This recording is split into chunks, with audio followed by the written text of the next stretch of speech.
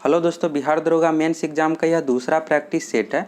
BPSSC द्वारा 2018 से लेकर अब तक जितने भी एग्जाम लिए गए हैं सभी एग्जाम के क्वेश्चन का पैटर्न देखते हुए यह प्रैक्टिस सेट तैयार किए हैं। मेंस एग्जाम में जो क्वेश्चन पूछा जाता है गणित, रीजनिंग, साइंस, जीके से संबंधित टोटल 100 क्वेश्चन पूछा जाएगा। इस प्रैक्टिस सेट में भी सभी विषय से क्वेश्चन है और इसमें आपके लिए जो टारगेट है 75 प्लस क्वेश्चन की। आप इस प्रैक्टिस सेट को पूरा बनाइए। पहला क्वेश्चन है, लोक लेखा समिति में सदस्यों की संख्या कितनी है। 5 से 6 सेकंड का समय लेना है। आगे मैथ रीजनिंग का भी क्वेश्चन है। मैथ रीजनिंग में आपको 1 मिनट का समय लेना है। लोक लेखा समिति में सदस्यों की जो टोटल संख्या है 22 है। इस क्वेश्चन का सही आंसर हो जाएगा 22, जिसमें से 15 सदस्य होते हैं लोकसभा से और 7 सदस्य राज्यसभा से, यानी टोटल मिलाकर 22। यहाँ से एक और पॉइंट याद रख लीजिएगा, प्राक्कलन समिति से संबंधित। प्राक्कलन समिति में टोटल सदस्यों की संख्या है 30, जिसमें से सभी सदस्य लोकसभा से ही होते हैं, राज्यसभा से प्राक्कलन समिति में सदस्य शामिल नहीं होते हैं। इस क्वेश्चन का सही आंसर हो जाएगा लोक लेखा समिति का 22, 15 सदस्य लोकसभा से और 7 सदस्य राज्यसभा से। अब अगला क्वेश्चन है, सम्राट अकबर के दरबार में टोडरमल थे।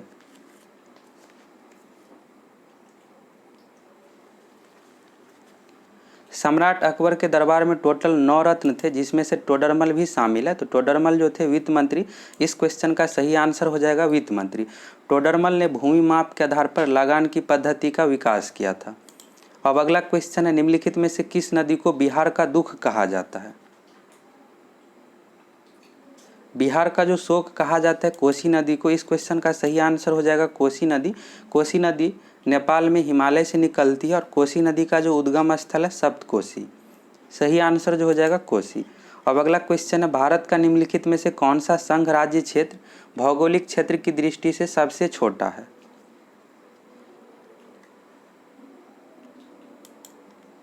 भौगोलिक क्षेत्र की दृष्टि से यानी क्षेत्रफल की दृष्टि से सबसे छोटा जो केंद्र शासित प्रदेश है लक्षद्वीप। सही आंसर हो जाएगा लक्षद्वीप। जनसंख्या की दृष्टि से भी सबसे छोटा लक्षद्वीप ही है। अब अगला क्वेश्चन है, हिस्ट्री ऑफ ब्रिटिश इंडिया नामक पुस्तक का लेखक कौन था। हिस्ट्री ऑफ ब्रिटिश इंडिया नामक पुस्तक का जो लेखक था, इस क्वेश्चन का सही आंसर हो जाएगा जेम्स मिल। सी ऑप्शन सही हो जाएगा। अब अगला क्वेश्चन है, किस वायसराय ने यह कहा कि अगर गांधी न होता तो यह दुनिया वाकई बहुत खूबसूरत होती।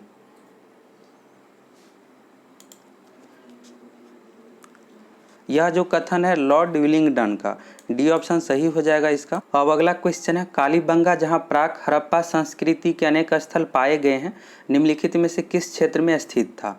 सभी ऑप्शन देख लीजिए।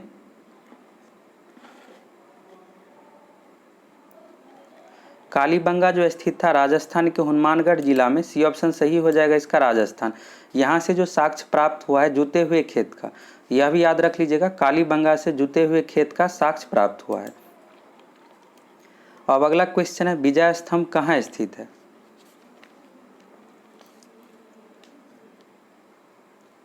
विजय स्तंभ जो स्थित है राजस्थान के चित्तौड़गढ़ में। सही आंसर जो हो जाएगा सी ऑप्शन चित्तौड़गढ़। विजय स्तंभ का निर्माण करवाया था राणा कुंभा ने। अब अगला क्वेश्चन है, निम्नलिखित में से किसे शेखू बाबा भी कहा जाता था।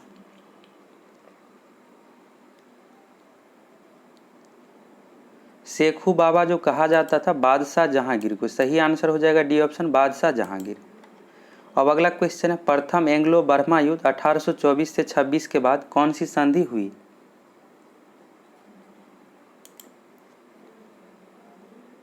प्रथम एंग्लो बर्मा युद्ध 1824 से 26 के बाद जो संधि हुई थी यंदाबू संधि। सही आंसर हो जाएगा डी ऑप्शन यंदाबू संधि। अब अगला क्वेश्चन है, निम्नलिखित में से किस उत्पाद की शुरुआत पुर्तगालियों द्वारा नहीं की गई थी। भारत में पुर्तगालियों द्वारा जो उत्पाद की शुरुआत नहीं की गई है पान का। बी ऑप्शन सही हो जाएगा पान। पान का जो वर्णन है वेद में भी है, तो प्राचीन काल से इसका उत्पादन किया जा रहा है, तो सही आंसर जो हो जाएगा पान। अब अगला क्वेश्चन है, निम्नलिखित पर ध्यान दीजिए। यहाँ पर दिया हुआ है संहिता, ब्राह्मण, अरण्यक, उपनिषद। इसमें से आपको बताना है इनमें वेद का अंग कौन सा है। इस क्वेश्चन का जो सही आंसर हो जाएगा फर्स्ट ऑप्शन ए। अब अगला क्वेश्चन है, विजयनगर साम्राज्य का पुरावशेष कहाँ पर पाए जाते हैं।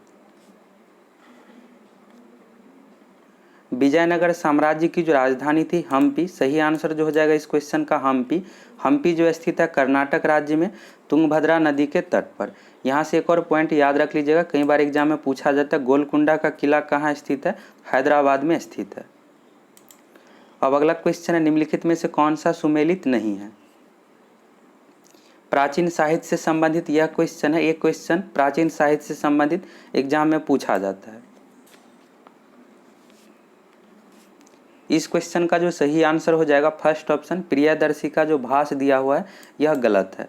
ये ऑप्शन इसका सही हो जाएगा। प्रियदर्शी का जो रचित साहित्य हर्षवर्धन द्वारा, हर्षवर्धन द्वारा 3 रचित साहित्य, पहला है रत्नावली, दूसरा है नागानंद और तीसरा है प्रियदर्शी का। भास जो यहाँ पर दिया हुआ गलत है। हर्षचरित्र द्वारा रचित साहित्य बाणभट्ट सही है। मत विलास का प्रहसन महेंद्र वर्मन यह भी सही है। मानसोल्लास का सोमेश्वर, बाकी तीनों सही दिया हुआ है, फर्स्ट ऑप्शन में गलत दिया हुआ है। अब अगला क्वेश्चन 1857 के विद्रोह में झांसी की रानी लक्ष्मीबाई ने किसके सहयोग से ग्वालियर में विद्रोह किया था।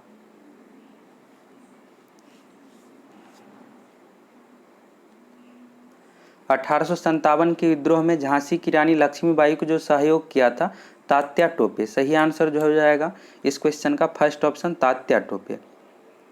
अब अगला क्वेश्चन निम्नलिखित गुहा चित्रों में सबसे पुराने चित्र कौन से है।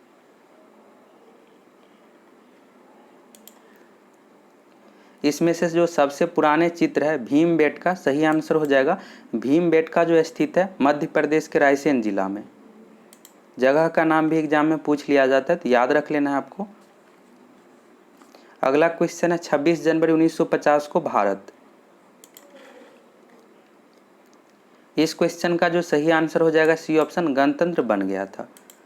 अब अगला क्वेश्चन है संसद या किसी राज्य की विधानसभा कोई स्थान रिक्त घोषित कर सकता है यदि कोई सदस्य सत्र से बिना अनुमति के की अवधि तक अनुपस्थित रहता है। यहाँ पर आपको समय बताना है कितना समय तक अगर अनुपस्थित रहता है तो यहाँ पर खाली किया जा सकता है। इस क्वेश्चन का जो सही आंसर हो जाएगा 60 दिन। अगर 60 दिन तक बिना बताए अनुपस्थित रहता है तो उसका स्थान रिक्त किया जा सकता है। सही आंसर जो हो जाएगा 60 दिन। अब अगला क्वेश्चन है राज्यसभा के सदस्य का कार्यकाल कितने समय का होता है। राज्यसभा के सदस्यों का जो कार्यकाल होता है 6 वर्ष का, सही आंसर हो जाएगा 6 वर्ष। लोकसभा के सदस्यों का कार्यकाल होता है 5 वर्ष। और यह भी याद रखना है राज्यसभा में जो अधिकतम सदस्य हो सकती है 250, अभी वर्तमान समय में राज्यसभा में 245 सदस्य है। अब अगला क्वेश्चन है निम्नलिखित में से कौन सा कथन गलत है। सभी ऑप्शन देख लीजिए, इसको 10 सेकंड का समय लेना है।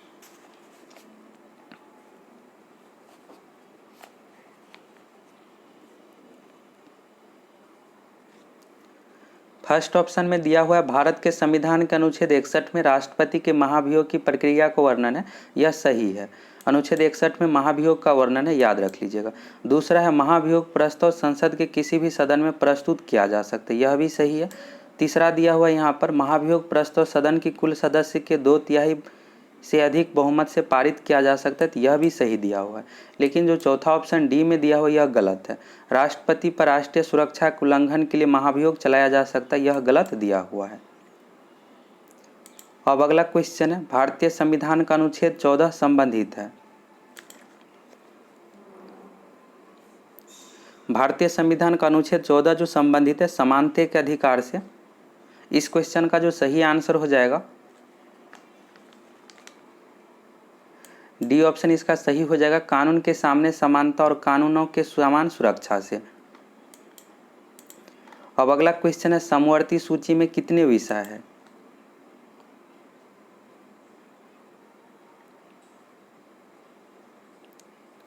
समवर्ती सूची में अभी वर्तमान समय में टोटल विषय की जो संख्या है 52 है, ये ऑप्शन सही हो जाएगा इसका। अगला क्वेश्चन है भारतीय संविधान की 6ठी अनुसूची में किस राज्य का वर्णन नहीं है।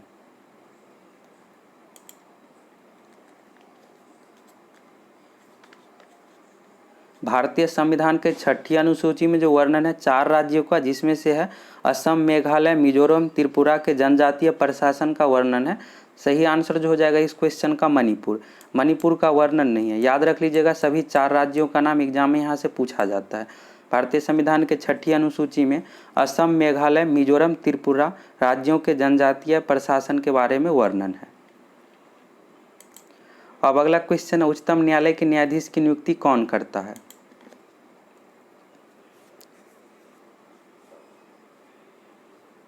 उच्चतम न्यायालय के न्यायाधीश की जो नियुक्ति किया जाता है राष्ट्रपति द्वारा। सही आंसर जो हो जाएगा ए ऑप्शन, राष्ट्रपति। अब अगला क्वेश्चन है, विधान परिषद के कितने सदस्य राज्य के राज्यपाल द्वारा मनोनीत किए जाते हैं?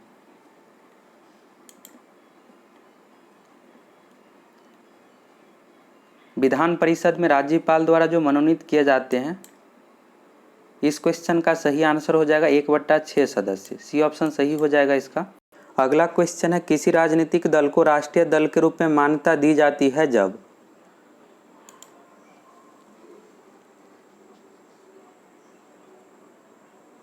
इस क्वेश्चन का जो सही आंसर हो जाएगा, उससे 4 या अधिक राज्य में राज्य स्तरीय राजनीतिक दल के रूप में मान्यता दी गई हो। सही आंसर जो हो जाएगा डी ऑप्शन। इसके लिए जो कंडीशन है, कम से कम 4 राज्य में राज्य स्तरीय राजनीतिक दल के रूप में मान्यता दी गई हो तो राष्ट्रीय दल के रूप में मान्यता दी जा सकती है। तो सही आंसर हो जाएगा डी ऑप्शन। अब अगला क्वेश्चन है, निम्नलिखित में से कौन सा प्रत्यक्ष लोकतंत्र का उदाहरण है?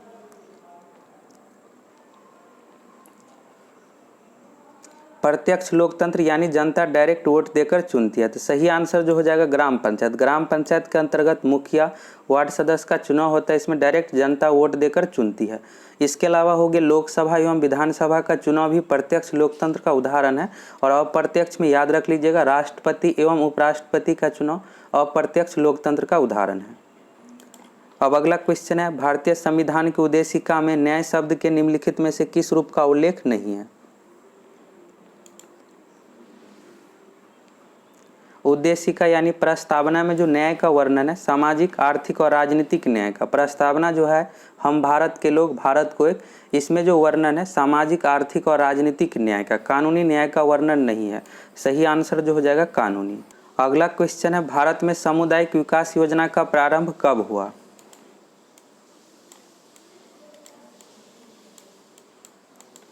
भारत में सामुदायिक विकास योजना का प्रारंभ 2 अक्टूबर 1952 को हुआ था। सही आंसर हो जाएगा बी ऑप्शन, 1952। इस योजना का मुख्य उद्देश्य जो था, गांव के लोगों का विकास एवं उसके जीवन स्तर में सुधार।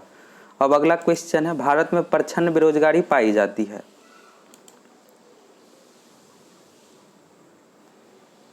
प्रच्छन्न बेरोजगारी को जो कहा जाता है छिपी हुई बेरोजगारी, यह जो पाया जाता है कृषि क्षेत्र में। कृषि क्षेत्र में आवश्यकता से अधिक व्यक्ति कार्य करता है। जहाँ पर 2 व्यक्ति का कार्य है, वहाँ पर पूरे परिवार यानी 5 से 6 व्यक्ति कार्य करता है। तो प्रच्छन्न बेरोजगारी जो पाया जाता है कृषि क्षेत्र में। अब अगला क्वेश्चन है, भारत का पहला जीव मंडल संरक्षित क्षेत्र कौन सा है? भारत का पहला जीव मंडल संरक्षित क्षेत्र जो घोषित किया गया था 1986 में, नीलगिरी को। सही आंसर हो जाएगा सी ऑप्शन, नीलगिरी। अब अगला क्वेश्चन है, टीन उत्पादक प्रमुख राज्य है। टीन उत्पादक में प्रमुख राज्य जो है छत्तीसगढ़। सही आंसर हो जाएगा बी ऑप्शन, छत्तीसगढ़। अब अगला क्वेश्चन है, तिब्बत के पठार की रीढ़ किस श्रेणी को कहा जाता है?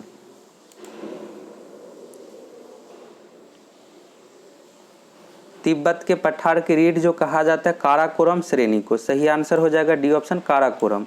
अगला क्वेश्चन है, निम्नलिखित में से किस नदी पर अलमाटी बांध है? अलमाटी बांध कृष्णा नदी पर कर्नाटक राज्य में है। सही आंसर जो हो जाएगा कृष्णा नदी। अब अगला क्वेश्चन है, 2011 की जनगणना के आधार पर भारत की कुल जनसंख्या लगभग है। 2011 की जनगणना के अनुसार भारत की कुल जनसंख्या जो है 1 अरब 21 करोड़ है। बी ऑप्शन में जो दिया हुआ यह आंसर नहीं होगा, यहाँ पर 0 दिया हुआ है। 0 के कारण से यह जो मान हो जाएगा 1 अरब 2 करोड़ के अप्रोक्स। सही आंसर जो हो जाएगा सी ऑप्शन, यह सही है। अब अगला क्वेश्चन है, निम्नलिखित में से किस राज्य में एलोरा की गुफाएं स्थित है?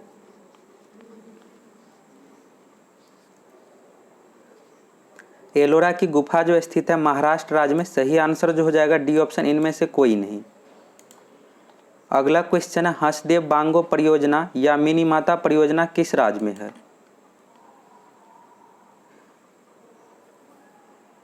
मिनीमाता परियोजना जो है छत्तीसगढ़ राज्य में, सही आंसर हो जाएगा छत्तीसगढ़। और नदी का नाम भी याद रख लेना है, हंसदेव नदी का नाम है, हंसदेव नदी पर मिनीमाता परियोजना है छत्तीसगढ़ राज्य में। हंसदेव नदी महानदी की प्रमुख सहायक नदी है।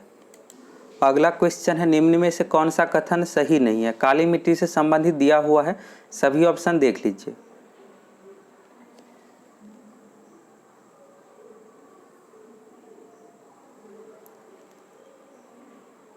फर्स्ट ऑप्शन में दिया हुआ है काली मिट्टी को स्थानीय भाषा में रेगुर कहा जाता है, तो यह सही है। सेकेंड ऑप्शन में क्रेब्स के अनुसार रेगुर मिट्टी अनिवार्य रूप से परिपक्व मिट्टी होता है, यह भी सही दिया हुआ है। थर्ड ऑप्शन में काली मिट्टी में आर्द्रता नमी धारण करने की उच्च क्षमता होती है, यह भी सही है। सही आंसर जो हो जाएगा डी ऑप्शन, काली मिट्टी हिमालय क्षेत्र में पाई जाती है। यह ऑप्शन जो दिया हुआ है गलत दिया हुआ है। काली मिट्टी जो पाई जाती है दक्षिण पश्चिम भारत में, महाराष्ट्र, कर्नाटक, गुजरात राज्यों में पाई जाती है, तो काली मिट्टी हिमालय क्षेत्र में पाई जाती है, यह गलत दिया हुआ है। अब अगला क्वेश्चन है, बृहत ज्वार भाटा किसे संदर्भित करता है?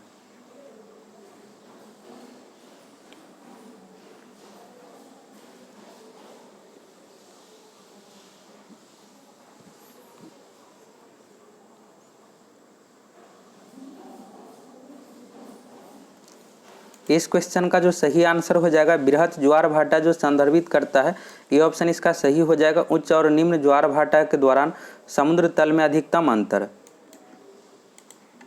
अगला क्वेश्चन है, मिशन इंद्रधनुष किससे संबंधित है? मिशन इंद्रधनुष जो संबंधित है बच्चों की टीकाकरण से। सही आंसर जो हो जाएगा पूर्ण प्रतिरक्षण। अब अगला क्वेश्चन है, निम्नलिखित भारतीय राज्यों में से किस में केसर की खेती की जाती है?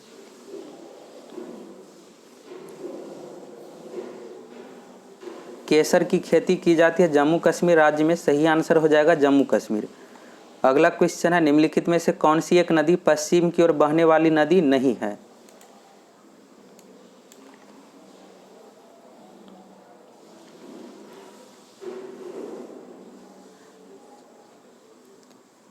इस क्वेश्चन का जो सही आंसर हो जाएगा पश्चिम की ओर बहने वाली नदी नहीं है, ताम्रपर्णी नदी तमिलनाडु राज्य में बहती है। यह नदी पश्चिम से पूर्व की दिशा में बहती है। इसमें पूछा जा रहा है पश्चिम की ओर बहने वाली, तो यह ठीक उल्टा पश्चिम से पूर्व दिशा में बहती है। सही आंसर हो जाएगा ताम्रपर्णी नदी। अगला क्वेश्चन है, निम्नलिखित में से कौन सा देश क्षेत्रफल के अनुसार सबसे छोटा है?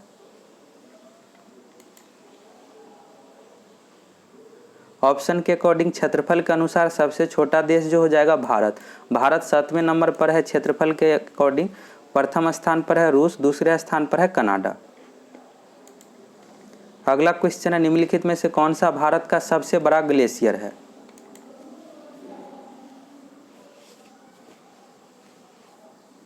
भारत का सबसे बड़ा जो ग्लेशियर है सियाचिन ग्लेशियर। सी ऑप्शन सही हो जाएगा।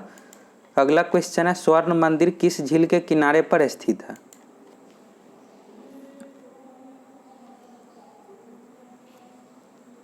स्वर्ण मंदिर अमृत सरोवर झील के किनारे पर स्थित है। सही आंसर जो हो जाएगा ए ऑप्शन अमृत सरोवर झील। अगला क्वेश्चन है, राष्ट्रीय आय के आंकड़ों का अनुमान भारत में से किस संस्था द्वारा लगाया जाता है?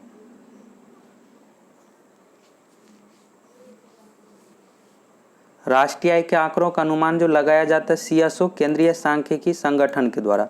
बी ऑप्शन सही हो जाएगा इसका सीएसओ। अगला क्वेश्चन है, नकदी रिजर्व अनुपात किसका उपकरण है? नकदी रिजर्व अनुपात इसको शॉर्ट में जो कहते हैं सीआरआर, कैश रिजर्व रेशियो, यह जो उपकरण है मौद्रिक नीति का। सही आंसर हो जाएगा डी ऑप्शन मौद्रिक नीति। यहाँ से एक और पॉइंट याद रखना, आपको एग्जाम में कई बार पूछा जाता है मौद्रिक नीति किसके द्वारा प्रतिपादित किया जाता है, तो रिजर्व बैंक ऑफ इंडिया के द्वारा, आरबीआई द्वारा प्रतिपादित किया जाता है। और राजकोषीय नीति से भी याद रख लीजिएगा, राजकोषीय नीति वित्त मंत्रालय द्वारा प्रतिपादित किया जाता है। इस क्वेश्चन का सही आंसर हो जाएगा मौद्रिक नीति। अब अगला क्वेश्चन है, भारत में पंचायती राज पद्धति को कार्यान्वित करने वाला पहला राज्य कौन सा था? भारत में पंचायती राज सबसे पहले जो लागू हुआ है राजस्थान राज्य में। सही आंसर हो जाएगा राजस्थान। अब अगला क्वेश्चन है, मुद्रास्फीति से बाजार में चीजें, मुद्रास्फीति में मुद्रा का मूल्य गिर जाता है यानी पैसा का वैल्यू कम हो जाता है, तो इसमें जो है सामान महंगी हो जाती है। तो सही आंसर जो हो जाएगा बी ऑप्शन, चीज़ें महंगी हो जाती है। अगला क्वेश्चन है मिश्रित अर्थव्यवस्था का अर्थ है। इस क्वेश्चन का सही आंसर हो जाएगा सार्वजनिक तथा निजी क्षेत्रों का सह अस्तित्व, इसमें दोनों की समान भागीदारी होता है। अगला क्वेश्चन है व्यापार संतुलन पद संदर्भित करता है।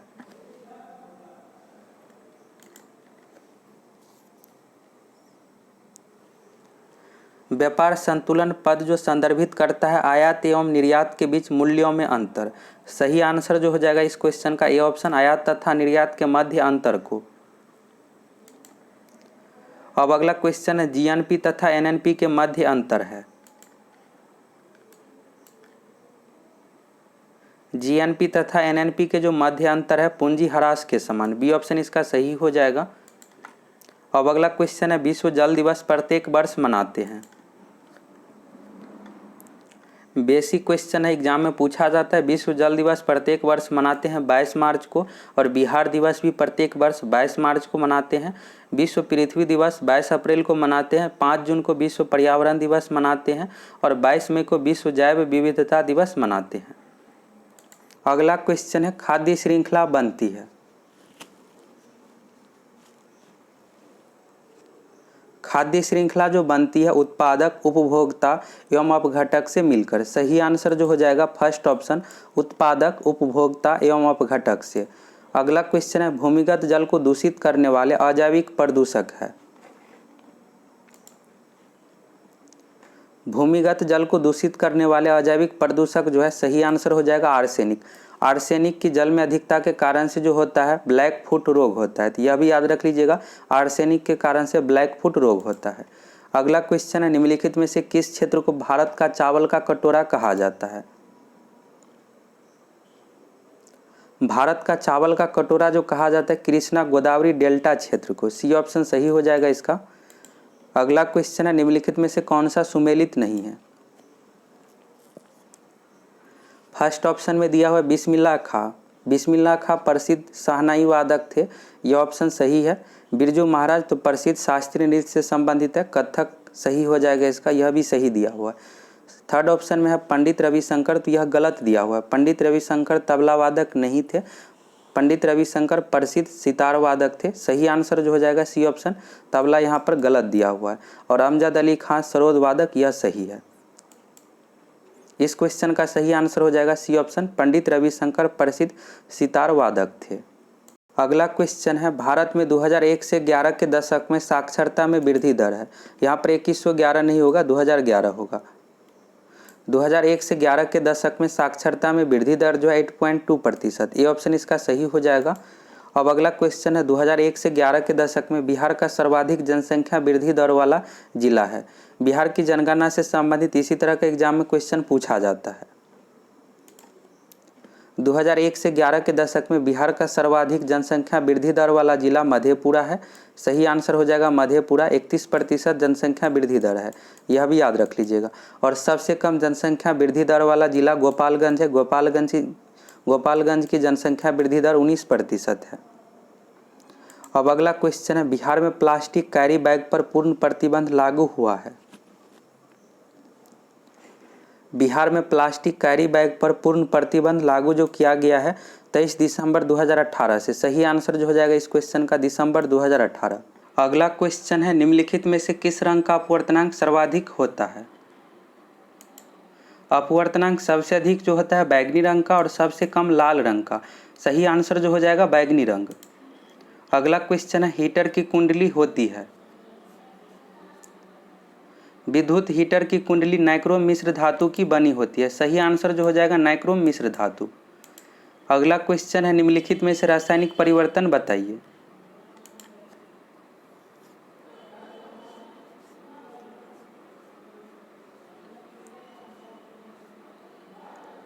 इस क्वेश्चन का सही आंसर जो हो जाएगा फर्स्ट ऑप्शन, हरे पौधे का पीला पड़ जाना, यह रासायनिक परिवर्तन का उदाहरण है।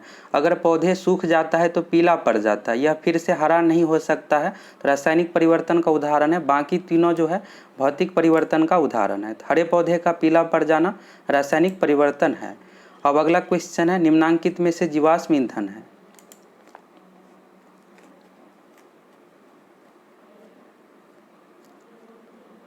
इसमें से जीवाश्म ईंधन जो है पेट्रोल है, पेट्रोल, डीजल, कोयला, यह सभी जीवाश्म ईंधन का उदाहरण है। सही आंसर जो हो जाएगा पेट्रोल। अगला क्वेश्चन है प्लास्टर ऑफ पेरिस का रासायनिक सूत्र है।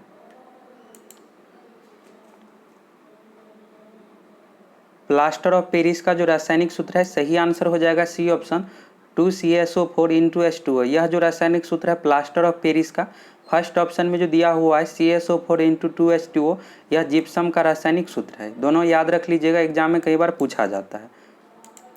अब अगला क्वेश्चन है निम्न में से कौन सी धातु कमरे के ताप पर तरल होती है। कमरे के ताप पर द्रव अवस्था में पाई जाने वाली जो धातु है पारा है। सही आंसर हो जाएगा पारा। और अधातु में ब्रोमीन है जो कमरे के ताप पर द्रव अवस्था में पाई जाती है। अगला क्वेश्चन है शरीर में मास्टर ग्रंथि किसे कहा जाता है।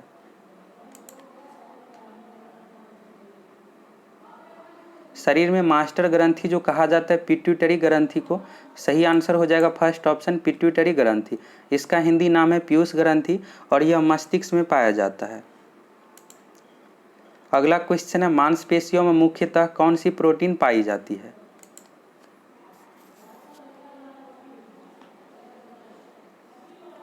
मांसपेशियों में पाई जाने वाली जो प्रोटीन है मायोसिन प्रोटीन। सही आंसर हो जाएगा सी ऑप्शन। अब अगला क्वेश्चन है कार्नेल लाइट निम्नलिखित में से किसका अयस्क है।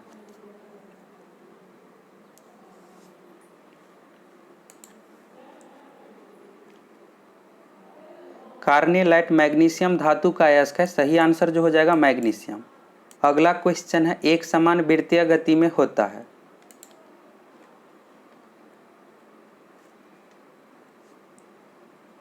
इसको अच्छे तरीके से समझ लीजिए। एक समान वृत्तीय गति में जो होता है गति समान होता है। यहाँ पर नाम में ही दिया हुआ एक समान वृत्तीय गति। इसमें जो गति समान होता है, वेग जो होता है असमान होता है। गति यानी चाल समान हो गया और वेग जो होता है इसमें परिवर्तित होता है। अब ऑप्शन देख लेते हैं तो यहाँ पर जो प्रयोग हुआ है चर और अचर का। चर मीन्स होता है परिवर्तित होने वाला और अचर मीन्स होता है परिवर्तित नहीं होने वाला। सही आंसर जो हो जाएगा डी ऑप्शन। चाल अचर एवं वेग चर होते हैं।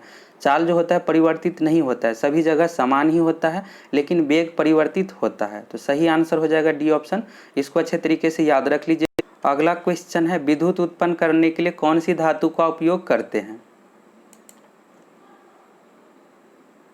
नाभिकीय रिएक्टर से विद्युत उत्पन्न करते हैं और नाभिकीय रिएक्टर में जो धातु प्रयोग करते हैं यूरेनियम धातु का।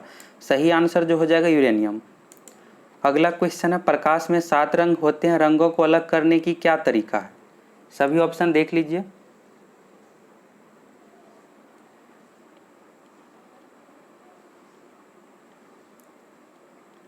इस क्वेश्चन का जो सही आंसर हो जाएगा एक प्रिज्म से रंगों का अलग अलग किया जा सकता है। जब प्रिज्म से प्रकाश गुजरती है तो 7 अलग अलग रंगों में विभक्त हो जाती है। सही आंसर हो जाएगा फर्स्ट ऑप्शन। अगला क्वेश्चन है पौधे का कौन सा भाग फूल बनने का उद्दीपन ग्रहण करता है। इस क्वेश्चन का जो सही आंसर हो जाएगा सी ऑप्शन सही हो जाएगा पर्ण। पर्ण यानी पत्ता। अगला क्वेश्चन है निम्नलिखित में से कौन सा सुमेलित नहीं है।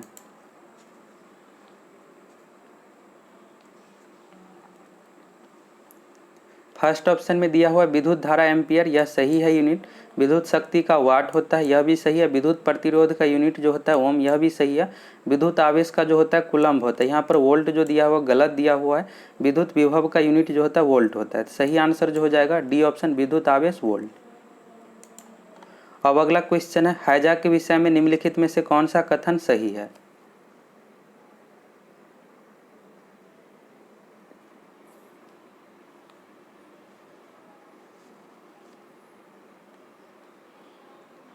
इस क्वेश्चन में हैजा के बारे में आपको बताना है कि कौन सा ऑप्शन इसमें सही दिया हुआ है।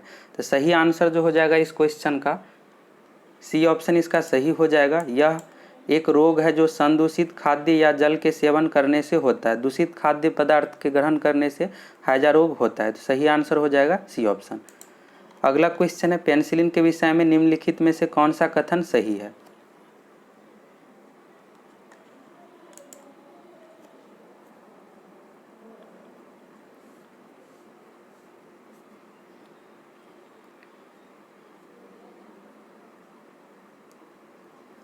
इस क्वेश्चन का जो सही आंसर हो जाएगा बी ऑप्शन इसका सही हो जाएगा। पेनिसिलिन प्रतिरोधी जीवाणु इस प्रतिजैविक को बीटा लैक्टेमो नामक एंजाइम द्वारा निम्नीकृत कर सकते हैं, यह ऑप्शन सही है।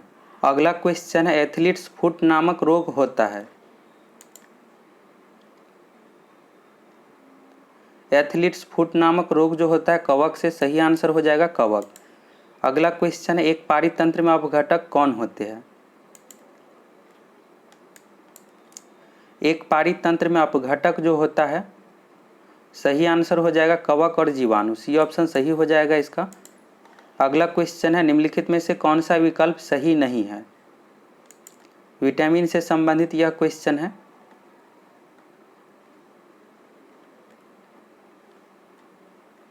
एस्कॉर्बिक अम्ल जो कहा जाता है विटामिन सी को, विटामिन सी की कमी से एस्कर्बी रोग होता है, यह सही दिया हुआ है। विटामिन ए वर्णधता, यह गलत है। वर्णधता जो रोग है अनुवांशिक रोग है, यह जन्म से ही होता है, कलर ब्लाइंडनेस। विटामिन ए की कमी से जो होता है रतौंधी होता है। यहाँ पर जो दिया हुआ वर्णधता यह गलत दिया हुआ है।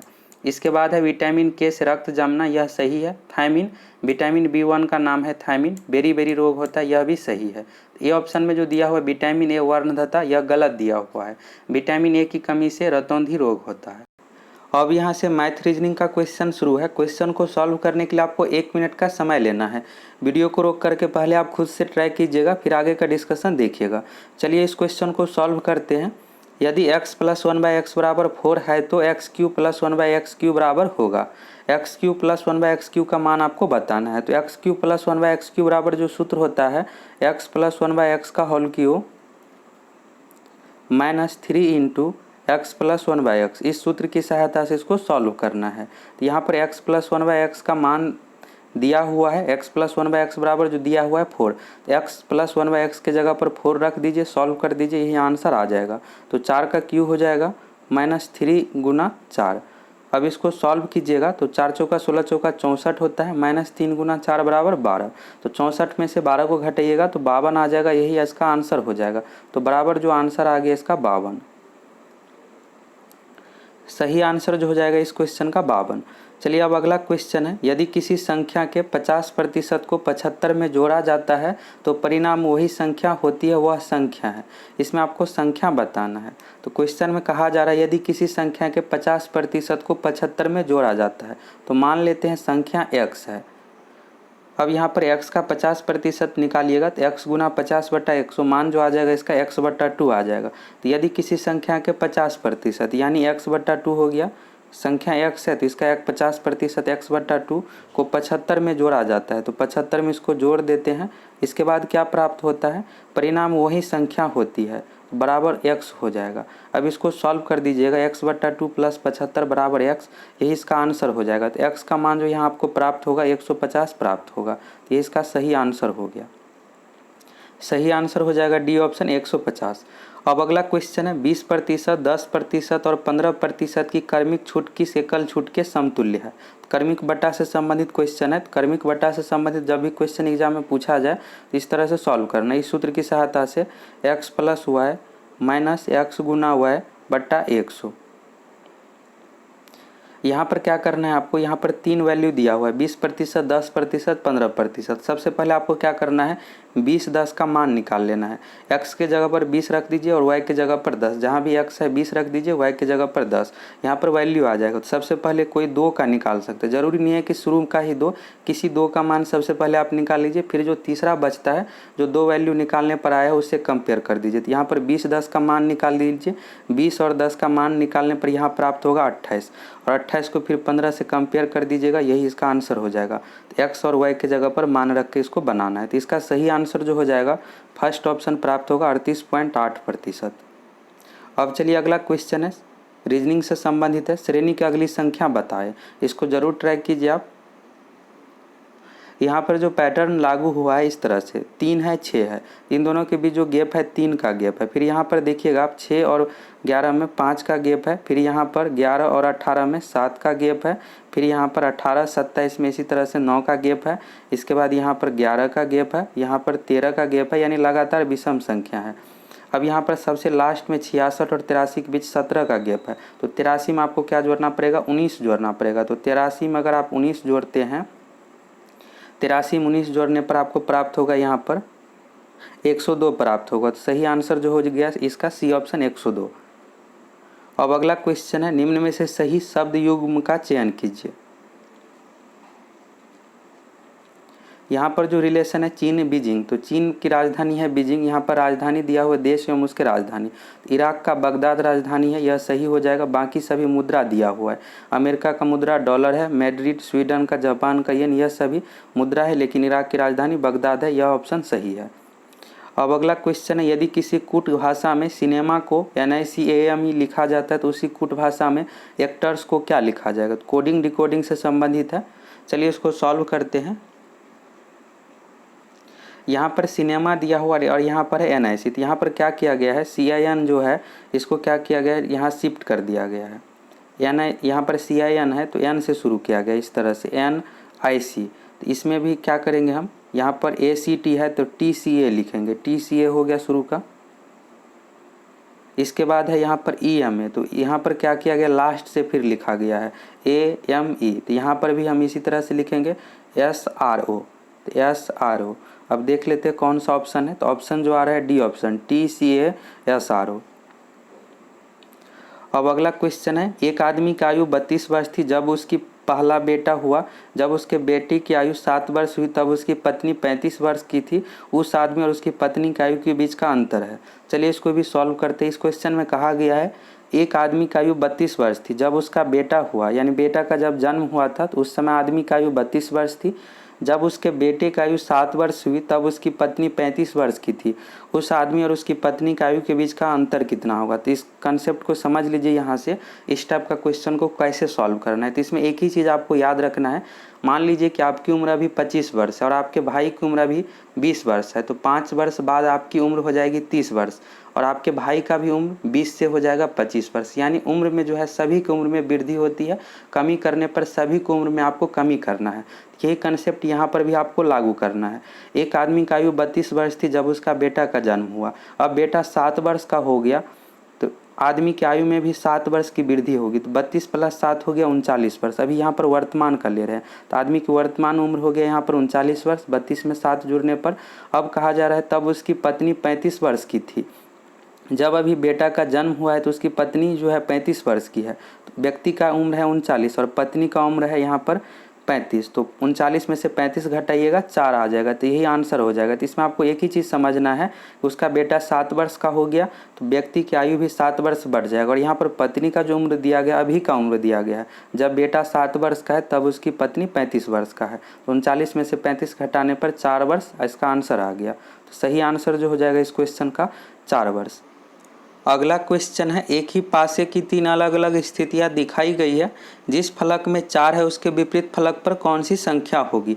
तो यहाँ पर सबसे पहले आपको क्या करना है कि 4 किस पासा में दिया हो यह ढूंढना है। तो यहाँ पर 4 है, अब क्या करना है, इसमें जो बाकी दिया हुआ है 5 1, तो यह भी ढूंढना है कि बाकी कौन सा पासा में दिया हुआ है। तो इसमें 5 दिया हुआ है और यहाँ पर 1 दिया हुआ है, तो दोनों में से कोई एक का लेकर कंपेयर कर दीजिए और इसके बाद इसको सॉल्व करना है। तो चलिए सॉल्व करते हैं। तो यहाँ पर इस दोनों पासा को अभी कंपेयर कर रहे हैं, तो यहाँ पर 5 दोनों में कॉमन है और ये इसको क्या करना है, आपको घड़ी की दिशा में रोटेट करके देखना है। तो 5 यहाँ पर है, तो 5 के बाद अगर आप घड़ी की दिशा में रोटेट कीजिएगा तो 1 आएगा, 1 के बाद क्या आएगा, 4 आएगा। तो इस तरह से इसको आपको लिख लेना है। यहाँ पर 5 लिखिएगा, इसके बाद हो गया 5 के बाद क्या होगा, यहाँ पर 1 आएगा, 1 के बाद क्या आएगा, 4 आएगा।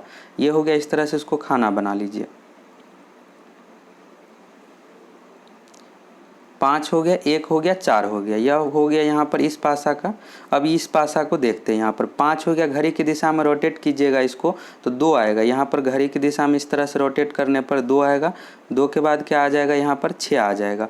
तो 5 यहाँ पर लिख देते हैं इस तरह से। 5 के बाद हो गया 2, 2 के बाद हो गया 6। अब इसमें यहाँ पर 1 के यहाँ पर बगल में 2 आया है, तो यही 1 का उल्टा हो गया 2, और 4 के बगल में यहाँ पर 6 आया है, तो 4 का उल्टा हो गया 6।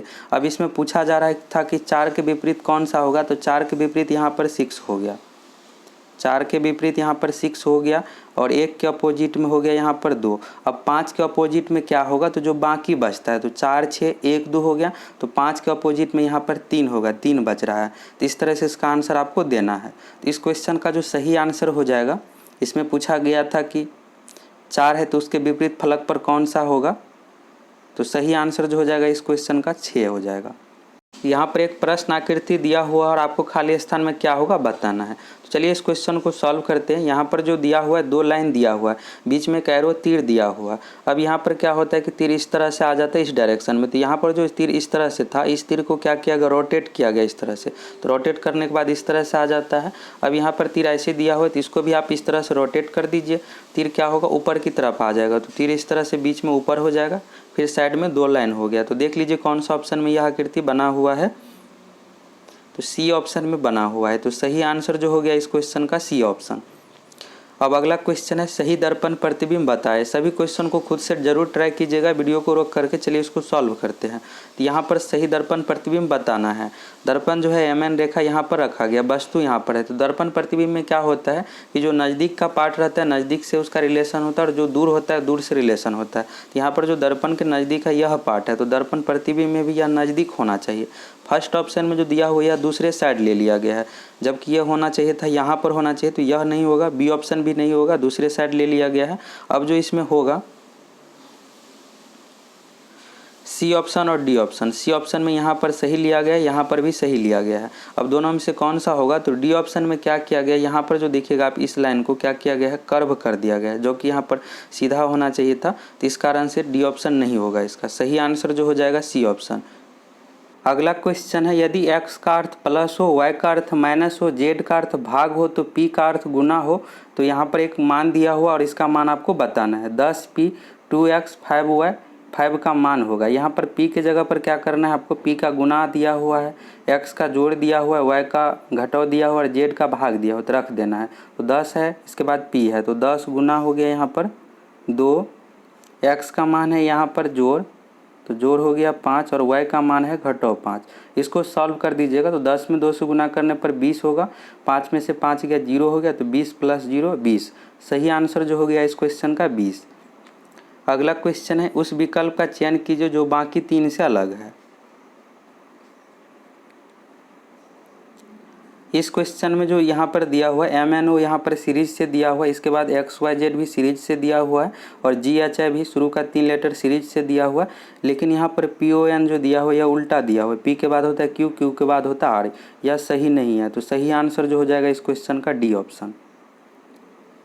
अगला क्वेश्चन है यदि दक्षिण पूर्व को पूर्व, उत्तर पश्चिम को पश्चिम, दक्षिण पश्चिम को दक्षिण कहा जाए तो उत्तर को क्या कहा जाएगा। चलिए इस क्वेश्चन को सॉल्व करते हैं। डायरेक्शन से संबंधित क्वेश्चन है। इस तरह से यहाँ पर एक डायरेक्शन बना रहे हैं, जिसमें सबसे ऊपर हो गया यहाँ पर नॉर्थ उत्तर हो गया, और नीचे में हो गया यहाँ पर साउथ दक्षिण। नॉर्थ के अपोजिट जो होता है दक्षिण होता है। अब यहाँ पर हो गया ईस्ट, ईस्ट के अपोजिट यहाँ पर वेस्ट, पूरब के अपोजिट यहाँ पर पश्चिम हो गया। यही आपको याद रखना है इस तरह के क्वेश्चन में कि नॉर्थ का अपोजिट होता है साउथ और ईस्ट का अपोजिट होता है वेस्ट। अब चलिए आगे क्या कहा गया है इस क्वेश्चन में। यदि दक्षिण पूर्व को पूर्व कहा जाए, तो इसमें दक्षिण पूर्व जो डायरेक्शन है यह डायरेक्शन है, इसको क्या कहा जा रहा है, पूर्व कहा जाए। तो इसको ईस्ट से इस तरह से डिनोट कर देते हैं। अब एग्जाम में कई बार इससे आगे नहीं दिया हुआ रहेगा और आपको बनाना है। तो यहाँ पर पूर्व हो गया, तो पूर्व के ठीक अपोजिट में यहाँ पर यह पश्चिम डायरेक्शन हो जाएगा। ये आपको समझना है और फिर आगे का मान निकालना पड़ता है। लेकिन यहाँ पर लिख दिया गया उत्तर पश्चिम को पश्चिम कहा जाए, यहाँ पर उत्तर पश्चिम को पश्चिम लिख दिए। दक्षिण पश्चिम को दक्षिण कहा जाए, दक्षिण पश्चिम कौन सा डायरेक्शन हो गया, तो यह डायरेक्शन हो गया। इसको क्या कहा जा रहा है क्वेश्चन में, दक्षिण कहा जाए, यानी साउथ हो गया। तो इसके ठीक अपोजिट जो यहाँ पर डायरेक्शन बन रहा है यह हो जाएगा नॉर्थ, उत्तर हो गया। अब इस क्वेश्चन में पूछा जा रहा है,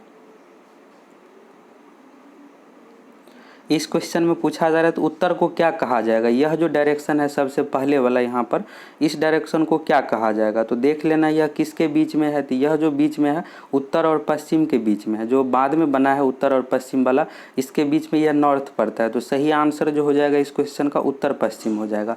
इस तरह से इसको बनाना है। चलिए अगला क्वेश्चन है, किसी महीने की 30 तारीख को अगर सोमवार है तो उस महीने की 1 तारीख को कौन सा दिन होगा। इसमें आपको यह समझना है कि 7 दिन के बाद वही दिन रिपीट होता है फिर से, और 7 दिन पहले भी वही दिन होता है। जैसे 30 तारीख को अगर सोमवार है तो 30 में से अगर 7 दिन पीछे चलिएगा, यानी 30 में से 7 घटाइएगा 23 तारीख आएगा, 23 को भी यहाँ पर सोम ही पड़ेगा।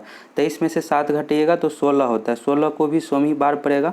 16 में से 7 घटाइएगा तो 9 हो गया, 9 को भी सोमवार ही पड़ेगा। इसके बाद 9 में से 7 घटाइएगा तो 2, यह चारों दिन जो है सोमवार पड़ेगा। अब इस क्वेश्चन में पूछा जा रहा है कि 1 तारीख को कौन सा दिन पड़ेगा।